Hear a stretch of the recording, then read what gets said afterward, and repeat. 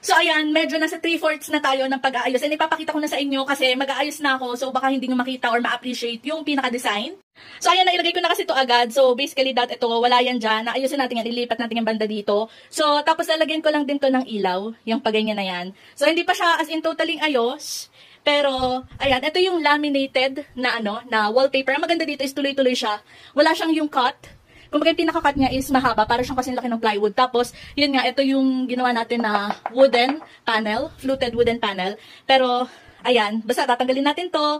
Tapos, aayusin natin yung electric fan, yung mga ganyan, aayusin pa natin yan. Pero, yun, lalagyan natin din to ng ilaw, naayos pa lang. Ayan, talaga, ganyan talaga yung design niya, magulong wave.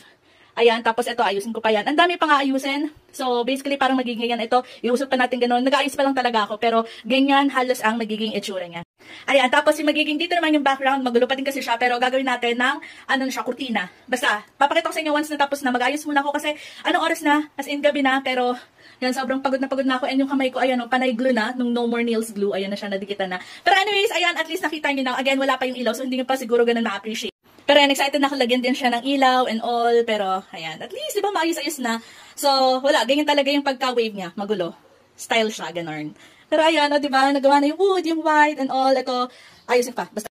So, ayan, abangan nyo na lang kasi for sure mag-upload ako ng video na ito yung mga background. Pero ayan, pawis na ako. Pero make sure na kayo ay naka-follow at i-check nyo na yung yellow basket kasi yung mga ginamit natin yung fluted wood panel, itong laminated wallpaper, yung No More Nails, or kung gusto nyo din itong mga ganyan, ididikit natin or ilalagay natin sa yellow basket, i-check out nyo na agad. So, see you on our next video.